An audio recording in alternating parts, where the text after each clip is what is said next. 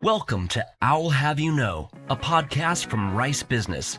This episode is part of our Pivot series, where guests share stories of transformation in their lives and careers.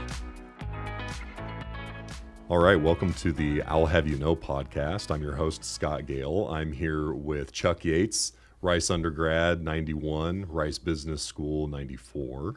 Now, did I get selected because I didn't pay my parking tickets? This is like my penance to the university. Cat's out of the bag, Chuck. All right. I've come here with a collection. There we go. It's the privilege to be here kind of on your home turf. Your home turf as well. We're at home. This is the home field. For those of you who don't know, Scott and I both have podcasts published by Digital Wildcatters, and this is the Digital Wildcatters Podcasting Studio. This is it. Encourage you guys to check it out. We'll talk a bit about Chuck Yates Needs a Job podcast. I want to hear a bit more about the origin story around that. But I wanted to kind of just start a little bit chronologically and go back because the Yates family has a lot of connectivity with Rice University.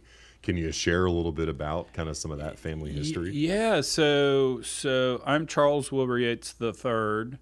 Charles Wilbur Yates Sr. So my grandfather was class of 30, 31, 32, somewhere in there. I should probably know the date. So he went to Rice. Great aunt went to Rice in the late 30s. I don't think she got a degree, or early 40s, somewhere. She attended classes. Then you had mom and dad both graduate from Rice in the early to mid 60s. You had Uncle Terry graduate from Rice in the late 60s. Then you had me, Brother Jay, Brother Kenny all graduate from Rice in the 90s. Ex-wife Kim I met at Rice. And then I think in the divorce I won the right to say it is still a Yates family degree, but I'm not sure. I'll have to check the divorce degree on that one. And then the two sister-in-laws, Crystal and Becca, both went to Rice. And just while we're piling on Rice stats, multiple of us have multiple Rice degrees. So dad, undergrad, PhD. Okay. And then he went to med school. I don't get that. That's kind of a masochist for schooling. I have the undergrad and the MBA, like you said. And Brother Jay actually has a BA and a BS. So he did one of the engineerings, and I think his BA was in history. So we actually have multiple Rice degrees. I don't know how many that is, but I'll kind of put that up against anyone else's. Yeah, that's any fantastic. other family. Yeah. So when you were kind of graduating high school and deciding to go to college, was it even a conversation, or was I didn't have a choice. Didn't have a choice. So this was kind of funny. I decided sophomore year in high school that I was going to go to Harvard, and went and announced that to my parents. Scared the hell out of my mom. She's like, oh my God, my poor little baby from Richmond, Texas is going to go off to the East Coast. He's going to become a rabble-rouser, liberal, marry Amy Carter and start protesting and all this. And unbeknownst to me, Dad says, don't worry, I got this. And Dad said, Harvard's a really good school, Chuck. If you go there, I'll even pay for you to go there, but you got to go visit. You can't just show up on campus. I go, okay, Dad, I'll go next summer. And Dad goes, nah, why don't you go over Christmas break? Mom says, to this day, the hardest thing she ever did when parenting me, they let me get on a plane to go to Boston, Massachusetts in the dead of winter, and it was 73 degrees in Houston, Texas. I didn't take a coat. I didn't know any better. I mean, I was just like, it's 73 degrees in Houston. Why do I need a coat? Yeah. I got up there, and I had like one pair of jeans. Everything else I packed was shorts, and my mom knew this. And so anyway, I got there and kind of walked around campus, in my T-shirt, and I think I went and bought a jacket or something. So I'm freezing to death, and Harvard is going, here is our latest building. It was built in 1796. And I was just going, I don't think this is a place for me. Needless to say, I didn't get into Harvard, but I've changed the story so that at the end of the tour, I walked into the admissions office and asked Harvard to tear up my application. That's a much better story, right? Yeah. I like it. Thank I like you. it. That's some great parenting approach by the parents as well. That's fantastic. Typical dad. So, I mean, you arrive on Rice campus. Obviously, you've got some familiarity kind of with. Can you share a little bit about kind of your initial kind of impressions having been on Rice campus and a bit of your journey kind of through the business school? Yeah, no, the thing that was really cool about Rice that I think I gained some appreciation for, particularly later in life, is, I mean, the collection of intelligence that I was surrounded with at Rice, far and away the greatest amount of intelligence I've ever been surrounded by. I mean, I worked in investment banking, I did private equity, which are supposedly the pinnacles of careers out there. And my freshman class at Rice had gazillion times the horsepower that I saw out in the professional world. I mean, just really, really smart people. And I think the other cool thing about Rice, and it'd be interesting to see my answer on this versus today's folks' answer on this, is when I went to Rice, kind of late 80s, early 90s, you were smart enough to get into Harvard, Yale, but generally you couldn't afford it. So Rice was the economic alternative to the Ivy Leagues. And so what you wound up having is a bunch of middle-class kids that maybe got into Stanford or wherever but just couldn't afford it, or you had someone from a small town in Texas, et cetera. Because I think the tuition, I mean, it was a big deal my freshman year when tuition, I think, got raised to $4,000 a semester. And so that was kind of the character of Rice at the time. And what was great about it is there really wasn't a class system.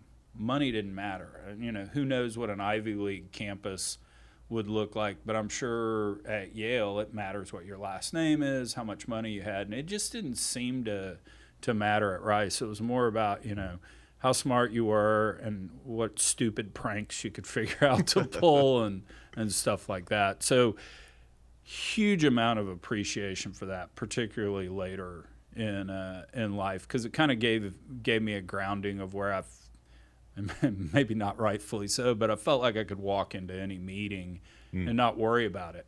Hey, who's my father, or how much money do I have, or whatever. It was at Rice you could walk into any meeting. So I thought that was really cool about Rice. Did you have that vibe? Yeah, when you were there? Because what year were you? Class of 2019, so did the executive MBA program at Rice, and certainly found it to be an approachable kind of, but like you're saying, just like the level of brilliance in the room, you're kind of looking around like, how did I get in here? And but just I don't know, just found that there was just the class sizes were really small. There was just sort of like a humanity to it in a way that was unique. And I think certainly through COVID, and as they've added like the online program and have kind of expanded classes, I think that one of those challenges is to kind of maintain that same feel, that kind of familial kind of vibe. So I got a story along those lines. During the 70s, Rice had about as bad a run in football as any university's ever had. Sure. I mean, I think at one point we had lost 25 straight games or whatever, and God bless Ray Alburn, who went to Rice with Dad, but he was kind of the coach during all that. Rice alum, does good, takes over the program, that never wins another game. So anyway, they fired Ray Alburn, and they were looking for a new coach. So this was early 80s, so I think I was still in 8th grade. Mm-hmm. I wrote a letter to Norman Hackerman, who was the president of Rice, applying for the job as head football coach.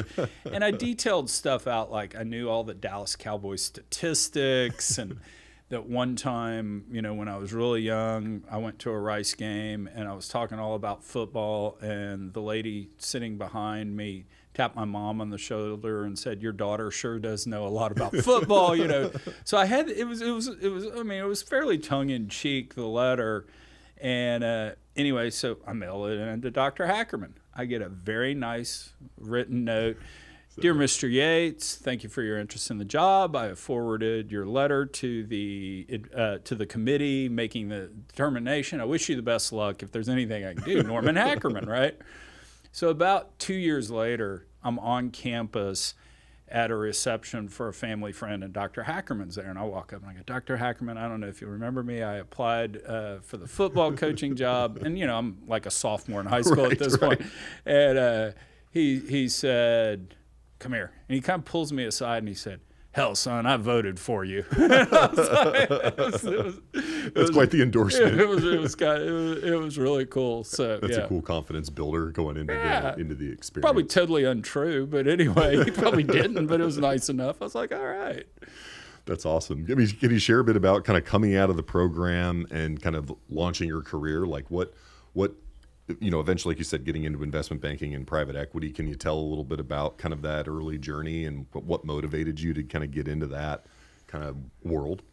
Yeah, so now I'll be a little critical of Rice, or at least my time there. I mean, very, very smart, and all the people I was surrounded with, professors really made you think, so I thought that was great.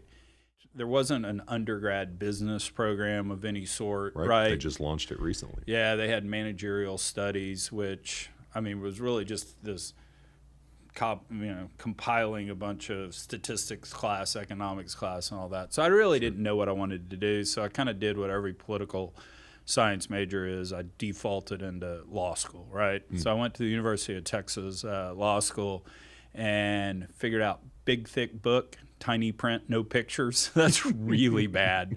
So I dropped out after the first semester, and technically I actually dropped out before the end of the first semester, but I feel bad like saying that I didn't even make it a semester. So it's like, so I dropped that, and I just defaulted back into Rice Business School because I didn't know what to do. And what was cool about that is for the first time I had a real finance class. And to me, that was just my jam. I mean, I've always been a numbers type guy, really good at math. I actually kind of think in math, as you talk. I break down things into numbers in my mind. It's sort of weird. I haven't heard about anybody else that does that, but that's kind of how it was. And, finance is really just translating accounting into value, right? I mean, at the end of the day, it's assigning risk, it's cost of capital, that sort of stuff, but at its simplest form. So figured out that was my jam. And what was neat about it is I had this non-traditional looking career path because undergrad, start and stop in law school, get an MBA without any real true working experience.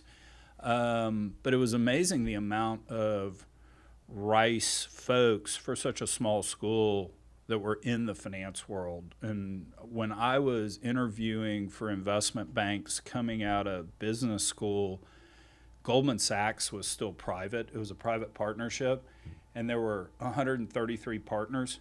5 of them were Rice people. Oh, wow. I mean, arguably the most prestigious job on the planet. So you just had a lot of Rice folks you were able to go talk to in that world. And so, one thing I'll say, good about the Rice community is everybody takes your call. Hey, I'm another Rice person.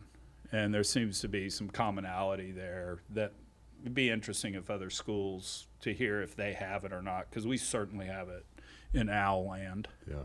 No, absolutely. I think that's one of the features that kind of comes up again and again in describing kind of one of the big advantages of being a part of the alumni base is that anybody will take a call. Like it doesn't matter if there's a direct connection or to some other alumni or whatever. It's like a cold call if you're connected to Rice, that there's a willingness to kind of take the call, and I feel like people pay that forward.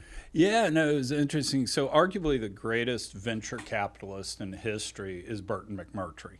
I mean, Burton went to Rice undergrad, went to work for Sylvania in Silicon Valley, got a PhD at Stanford while he did it, became a venture capitalist, I think, as early as the mid-'60s. Wow. I mean, so really at the cutting edge of it. Microsoft only took venture capital from one firm, and they took it from, I believe the entity was called TVI, because they wanted Burton McMurtry on their board. And, so all the great Rice Silicon Valley stories, Burton was here recruiting them. Jimmy Trabig, Kenny Oshman, tick on down the list.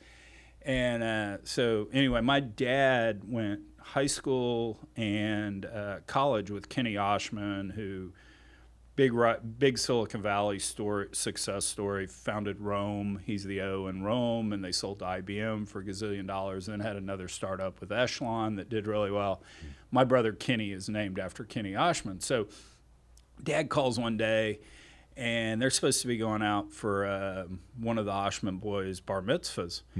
And Dad says, "Yeah, we can't go. Your brother Bobby's sick. I'm the oldest of 4 boys, and brother Bobby's 8 years younger than me. So Bobby at that time, maybe call it 12 or 13. Yeah, we just can't go. But Bobby's sick." And I was like, "Well, I'll come take care of him, Dad, and y'all can go to the bar mitzvah. I'll come home for the weekend and do it." And Dad goes, "Really?" And I go, "But you got to do me a favor. You got to bring me Burton McMurtry's business card." And Dad goes, "All right." So at this bar mitzvah, San Francisco, everybody on the planet's there. Dad walks up to Burton McMurtry and says, "Hey, I want to thank you. You're the only reason I'm here." And my son is watching, my son is watching his younger brother who's sick, and we didn't want to leave, but he said he'd come if I could get your business card. And Burton McMurtry said, "You know what? I don't bring business cards to these type things." Takes out a cocktail napkin, writes his number on it, says, "Give that to your son." And anyway, every time Burton McMurtry would come to Houston on something, he'd take me to breakfast. I mean, here I am, just a Rice undergrad and then a lowly investment banker, working, and he always took my phone calls and stuff. And so, I mean, he was on the board of Rice. It's McMurtry College, right? Yeah. So, I mean, what were some of the things in those kind of quiet one-on-one sessions with Burton over the years? Any kind of advice or perspective that kind of stood out as you got to kind of have that unique interaction, that coaching? Yeah, it was kind of cool because the kind of when I got into business school, figured out finance. Private equity, venture capital, investment banking, the big allure of that. And I remember one time talking about him, and he goes, "Yeah, it's kind of cool, but on the other hand, you're never going to sleep." he's like you can be up worried all the time and all that. I was like, "Oh, okay." The other cool thing that I didn't have an appreciation for, he did venture capital, he did early stage stuff. And one of the things he said is that made his life a lot easier is he said, "You know what I've gotten to the point in my career is I assume they can build what they say they're going to build." Because, engineers are really smart. Software developers can really write software. So I go, "Okay, great." And then I sit there and I go, "Okay, this product, who cares?" And it's really about figuring out the market. Is there a market for it? Can you penetrate the market? What are the trade-offs with your product versus others? And he said, "That's what I spend my time worrying on." And, at that point in my life, I was like, "No, can they build this machine?" And no, he's like, "Yeah, they can. They always do. They always have cost overruns, but they do." So they'll get there. Yeah. Oh, that's wild. So can you share a little bit about kind of your investment banking experience? You spent some, I don't know, all of the different organizations that you kind of spent your time with. So actually not a lot, only 2. Coming out of business school, I went to work for Stevens, the Little Rock, Arkansas investment bank. I was in their Houston office for 6 years and Dallas office for 1 year. So my running joke was I wanted to do well, but not well enough to get promoted to Little Rock. That said, could not be more grateful to the Stevens family, in particular Warren Stevens, because what was cool about that job is you had an investment bank, and investment banking, you're basically playing agent for someone. You're advising them on a merger or an acquisition. You're raising capital for them. But during the period when I was there, really kind of the mid-'90s to early 2000s, they invested enough money just because of the family's worth that literally they would have been something like the 5th largest VC firm in America if you counted the dollars there, or like the 10th or 12th largest LBO shop if you counted them as that. So they did a lot of investing, and you always had to have your investing hat on, because at any given moment during a deal, the family's liable to say, "Well, we'll just do it." Oh, wow. And just override all the other. And then they'd ask you, "And how big's your check?" And you're always kind of like, "Oops." Okay. So, it was a great place to work. And their there are just a gazillion great Stevens stories. Jack Stevens was chairman of Augusta for like 18 years. Oh, wow. So he was the one that put the green jacket on the winner. Yeah. And he is the most publicity shy person on the planet. You know, he's graduated from the Naval Academy where he was Jimmy Carter's roommate. Just quiet career down in Little Rock, but just phenomenal success. And so because of being chairman of Augusta, he always had a really close relationship with CBS. Sure. Because they always showed that. So CBS, you may not know this, CBS in the late 60s bought the New York Yankees, right? No, I didn't know that. And they figured out about 1972, they had no idea what they were doing in baseball because they had bought it for content. It wasn't working out. It was a mess and all this. So in 1972, CEO of CBS picks up the phone, calls Jack Stevens, says, "Hey, Jack, we're in over our head on this baseball thing. We don't get it. We paid $12 million for the Yankees. If you'll just give us $12 million, we'll sell you the Yankees, and we'll just be done with it," and all that. And Jack goes, it's kind of interesting. Can I move them down here to Little Rock? CEO was like, "Well, I'm not really sure you'd want to do that. You got the big media market here." And he goes, "Okay, well, then I'm probably not interested, but I appreciate the phone call." And so they sold to Steinbrenner, and the rest is history. But Stevens was this amazing place. And then kind of post Stevens, I went to Kayne Anderson and did for about 27 seconds, I was an energy technology banker because the early 2000s, oil and gas was in the tank and everything was .com related. And to raise your next fund, you had to have some sort of technology angle. Yeah.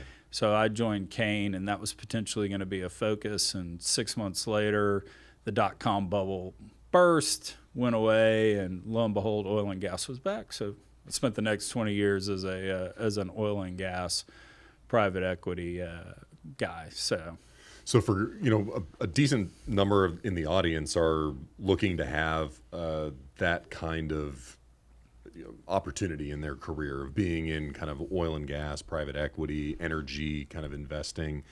What are some of the kind of key features in your view as you kind of looked around and kind of participated in that landscape of kind of what made people particularly successful?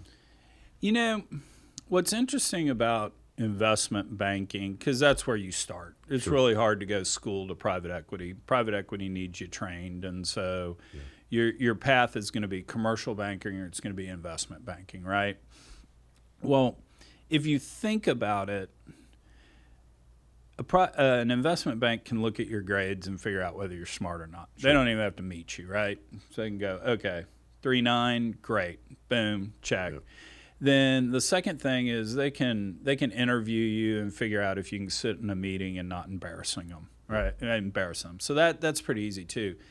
The thing that's hard is investment banking is a grind. I mean, you do tons of hours, and it's not just tons of hours, it's also you do tons of unproductive work. I mean, a client may call up and say, I want to look at buying XYZ company, and you spend 3 days putting together this analysis, you're right about to ship it, and they call back, nah, we don't want to look at it. Yeah. So there are these two elements, and so the biggest challenge for an investment bank when hiring somebody is, do they quit after 6 months? Because your first year at an investment bank, they lose money on you. Sure. They're training you. Your work's not particularly very good, and then they make money on you year two, and then they make a ton of money on. If third-year analysts knew exactly how valuable they were, even though they're getting paid gazillion dollars, they could probably even charge more. So what I would say is if you're trying to get a job there, your goal is really to convince them, one, I know exactly what I'm getting myself in for. I know about the hours. I know about the work requirements, et cetera, and I'm ready for it and I'm not going to quit. And so I think kind of you need to be very educated on the different banks and what strengths they have. If you go interview with a bank that has a great M&A practice, you're going to want to know, be able to convince them that you know that, et cetera, and all. Not because they really care, but it shows, okay, they really want this. Yeah. They went and researched this and all. And then, so be able to convince them that. And then 2, the best thing you can do is, you can go get a drink with a Chuck Yates who may be running the group. I don't care. I don't know who you are. If one of my second or third year analysts that's really good walks in and says, you need to hire Scott. I went to Rice with Scott, and Scott's really smart and knows what we do and all that. That's what matters. So convince them that you're ready to work. Convince them that it's okay that half your work gets thrown in the garbage can, just the nature of the beast. And third, go find yourself an advocate who can really pound the table for you in there. And generally speaking, the lower an advocate is on the totem pole, actually the better they are. Interesting. Because they've spent time in the trenches. They know. They spent time in the trenches, where it's really getting done. And quite frankly, if the second-year analyst walks in and says, Scott's the guy, he or she is basically telling me, I'm going to have to train them, so I'm willing to do it. Yeah. And that's the best endorsement you can really get. So you can't spend too much time researching. You can't spend too much time just talking to them. But then what you do find out is, if you start talking to the energy group, a lot of them are in Houston, spend time in Houston, so you have commonality. Sure. So that gets you a follow-up discussion with them. You can go grab a drink or whatever the case may be. But, yeah, good luck. You're from Texas. Nah, you think you want to do technology. You want to be in the energy group. Well, there's a lot of shift at least in the Houston area, to bring a bit more kind of tech approach. Maybe that'll shift over time. I want to ask, just kind of, we're moving on kind of chronologically, but I wanted to ask, you've got kind of some connections or passion around music kind of generally, and the music industry perhaps. And so I wanted to just kind of ask, I know you've spent some time in Nashville and have friends. I don't know if there's what kind of led you kind of down a bit of that path.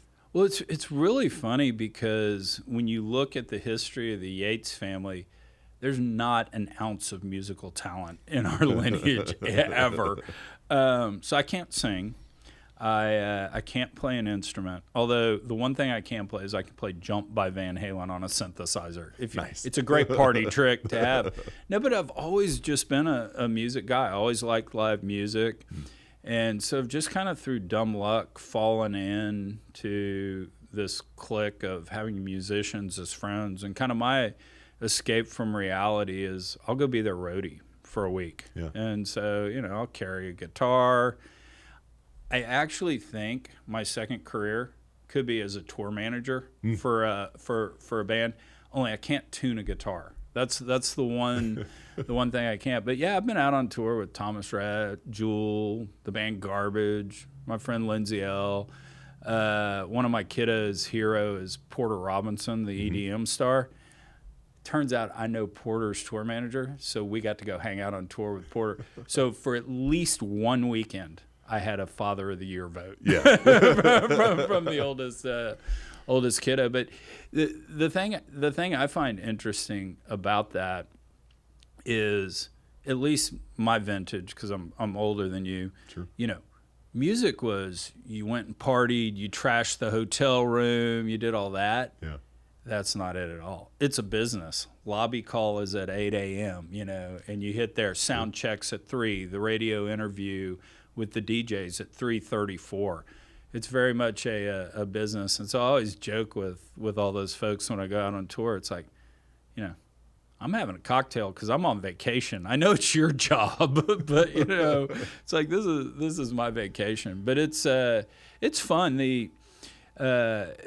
This was kind of crazy. When I was at Rice, some of my classmates, Alex Tittle, whose dad, Dr. Tittle, was head of the electrical engineering department for a long time, and then Jamie Darwalla actually started a band called Toy Subs and finished second one year on Star Search. That was Ed McMahon's old show that was kind of American Idol before American Idol. Yeah. So no, it was just always been a music guy. Don't know why, but love it. That's awesome. I think that there's a lot of the kind of arts scene here in Houston, whether it's music or filmmaking or others that doesn't get as maybe as much kind of love and appreciation as we're known for in NASA and energy and other things. But no, so okay, real quick though. Yeah. So you're later in life, Rice, but we got to spend,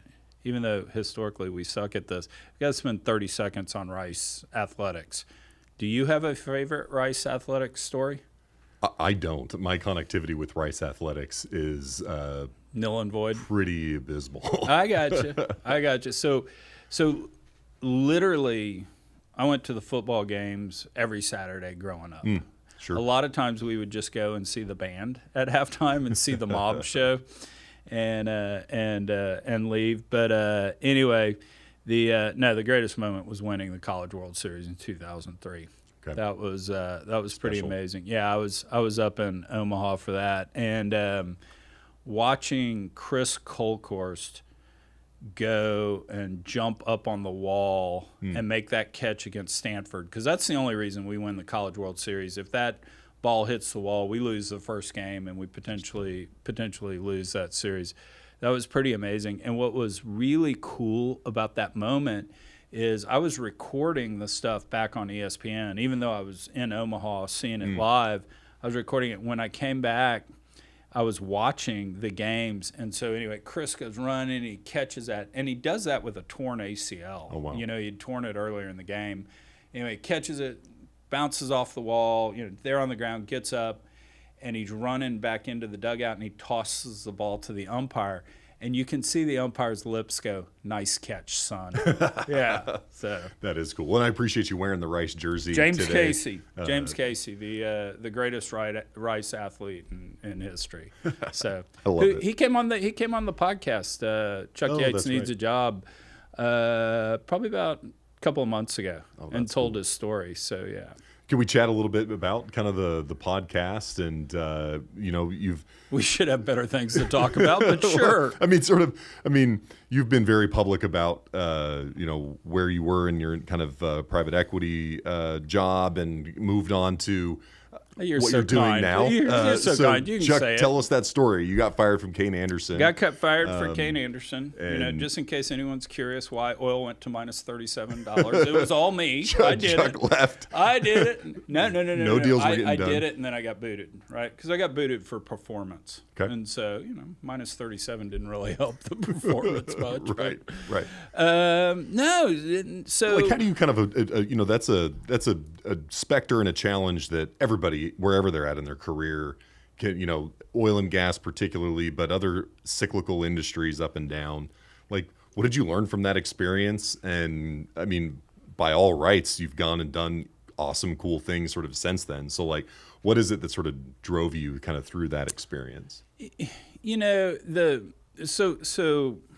if you step back, actually wound up unfortunately getting divorced from Kim. We separated in 2015, divorced in 2017. So a lot of kind of the mental health aspects of going through something that you normally would when you get fired, I went through with the divorce. So just tons of therapy. Spent a lot of time with my priest, did a lot of godding, all that sort of stuff. And, I think the key thing, I've read all of Brene Brown's stuff, but I think the key thing she finds in her research is, do we feel worthy? And when we don't feel worthy, that's ultimately our bad behavior. We drink too much, we do this, we do that, we yell, scream, all that good stuff. And so figuring out why you should feel worthy is something I think individuals just have to do. I mean, you kind of got to do. Mine kind of came with a reconnection back with God. I always went to church, but I went to church because I was scared, right? I thought I'd go to hell if I didn't. Sure. And, kind of going through all that, working with my priest, Patrick, it was like, no, there's this cool guy, Jesus, that wants to have a relationship with you. That's not necessarily your path. I'm not suggesting that's the path from anyone else, but you do have to go figure out something on why you're worthy to fill that bucket. And going through all that, being managing partner at Kayne Anderson was not in the bucket. So, I mean, so a lot of people have talked about, oh, you kind of took it in stride. It's like, well, it wasn't in the bucket. I mean, it wasn't my sense of self-worth that I was the managing partner. It didn't matter. It was a nice paycheck. You kind of recast your definition of awareness of who you are and what you wanted to be. And yeah, I mean, it was fun being rich. Now that I'm poor, I can look back, at those days and go, wow, that was really great. But yeah, so if there's kind of a lesson in, because didn't you say, what did you say this podcast had a divot to it? A pivot. Oh, pivot. Okay, that's what you said. If we're talking about pivots, it's do it today. Don't worry about. Don't wait till an event you get fired or divorced. Yeah, go figure out what makes you, what makes you happy. I'll give props to Dr. Zeff, the accounting professor over at Rice. I don't know if he was still around when you were there, but Zeff would do this thing where you'd sit and talk, and it would be, what do you want to do in your career? Oh, I want to be an investment banker, management consultant, whatever. And Zeff would go, oh, that's great, and kind of bait you into, some conversation. And then Zeff would go, hey, if you won the lottery tomorrow and you had $200 million, what would you go do then? And just kind of bait you along in your story. And inevitably, your story was not, I want to be a banker, or I want to be a management consultant. It was, I'd go join the Peace Corps, I'd do all that. And Zeff would get you all, jazzed up about whatever you're saying when you have all the money in the world. And then Zeff would go, why do you need money to do that? I've never seen you that excited in your life.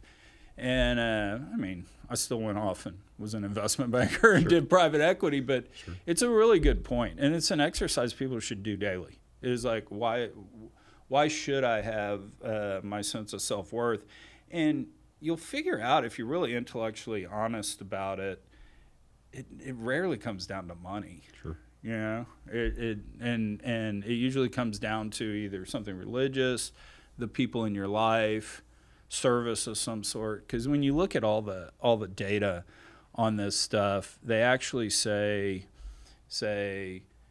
you gain joy in if you earn the money versus inheriting it. Sure. And the other thing they say is if you spend money on life events. So if you love the Rolling Stones and you buy a first row ticket to see Mick Jagger and the Boys, you're going to enjoy that. You go buy an object like a Porsche or whatever, you just don't get satisfaction out of it. And so do a lot of that work, because then you're in a position where something bad happens, you can actually handle it pretty well. You know. Yeah. You have a much deeper foundation to sort of operate from when you've got that in place. Yeah, exactly. And plus, it's just healthy. Yeah. I mean, because great perspective. Yeah, because at the end of the day, I was talking to my kids, and my kids are 15, 16, and 20, and we'd seen something about a kid, and who was going through a really bad spot and contemplating all sorts of horrible things. Sure. And I said, kids, please don't take this as dad's not taking your anxiety seriously, because I do. I understand it's real and all that. But I'm sitting here at age 54, and I have no idea what I was worried about sophomore year in high school. I really don't. I mean, Sarah Steffi stood me up on a date, and I don't really care, And so I don't mean that to belittle what you're going through and all, but I'm just telling you, perspective goes a long way. Perspective is takes some time and can be hard won in many ways. Yeah. No, that's awesome. I appreciate the candor and the perspective on it. We're not editing this? Hold on, what? I just want to ask, kind of as we wrap up, Chuck, like, what's next? Like, what's kind of on the horizon? Like, what's on your wish list of things that you want to kind of go and do? No, that's a good question. It's been really fun creating content, because in effect that's really what the podcast has been, is being able to create content. And there's been just some fun stuff I've done on the podcast, but then there's also been some serious stuff. I mean, just given when the podcast started, kind of post everybody in the industry getting fired and me kind of being vocal about, hey, I did it.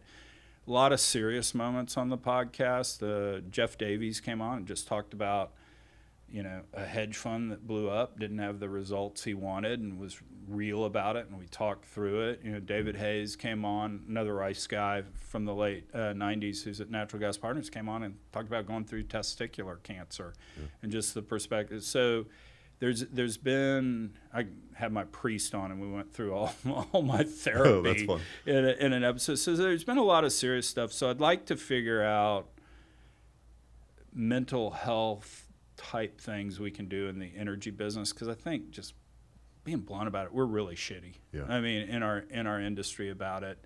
So I'd like to do more stuff there.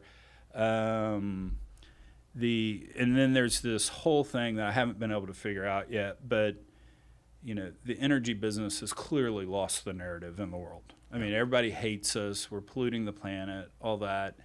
And we do a lot of good for stuff. And what's interesting is in the energy business, we take two approaches to it. One, we bury our head in the sand.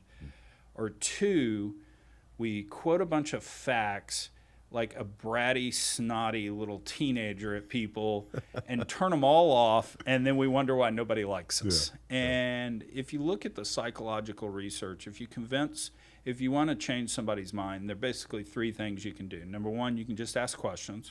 That's why the Socratic method of teaching works so well. Two, you can scare people. I mean, you can make an argument the environmentalists have scared people, the world's going to end in 10 years, and it's been very effective. Three, you can make them laugh. I have a view that younger people, and you're probably in this camp, I mean, you grew up watching Jon Stewart, and John's cool, and he makes you laugh, and he makes you think, and maybe so there's something to do, energy advocacy there, that is not the inside the echo chamber stuff we do today. Sure. Oh, the environmentalists are so horrible. High five, high five. Nobody listened to us say that, So I've spent a lot of time killing brain cells trying to think through that, but I don't know that I have a good answer for that one yet. But I love that. I do think there's a ton of opportunity there. Yeah.